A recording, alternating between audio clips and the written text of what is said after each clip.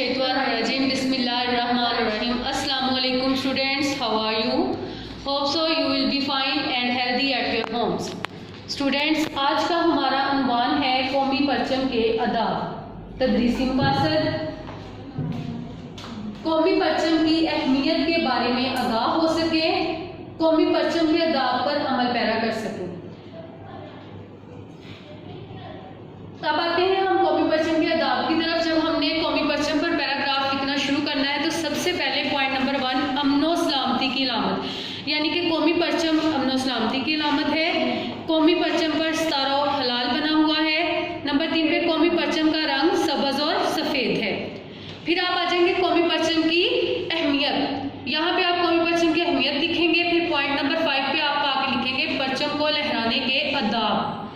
अब हम आदाब पे शुरू हो जाएंगे कि कौन कौन से आदाब हैं। तो सबसे पहला आदाब जो है कि कौमी परचम को जब लहराया जाता है तो सूबाई या फौजी झंडों से हमेशा ऊंचा लहराया जाता है।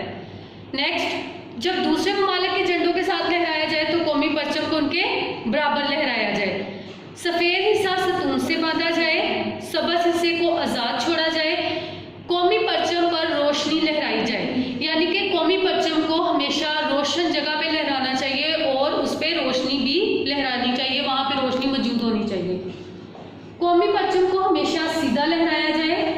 ख़ास दिनों में हुकूमत की इजाज़त से लहराया जाए, जैसे यौम आज़ादी और इसी तरह 23 मार्च आ जाता है तो इन दिनों जो है आपका परचम जो है आपने जो लहराना होता है वो हुकूमत की इजाज़त से लहराना होता है। फिर है कौमी परचम को सून की बुलंदी तक लहराया जाए, यानी कि जब आप कौमी परचम को लहराते हैं तो जितना आपका सुकून बुलंद होता है उसकी बुलंदी तक इसको मुकम्मल लहराया जाना चाहिए। नेक्स्ट है कौमी सानहात पर हुकूमत के ऐलान पर कौमी परचम को सरनगू किया जाए, यानी कि इसको नीचे कर दिया जाए। कौमी सानहात जैसे कि कुछ ऐसे सानहात होते हैं जो कि कौम के लिए बुरी यादों के तौर पे होते हैं, तो इस तरह के जब सानहात होते हैं या कोई मुश्किल कौम पे पेश आती है तो इन कौमी सानहात पे जो है अपने परचम को सरनगू किया जाता है। स्टूडेंट्स, घर का काम वर्कबुक पेज नंबर 108 मुकम्मल करना है, यानी कि learn and right workbook page number 108। आपने इस पैराग्राफ को लिखना है और याद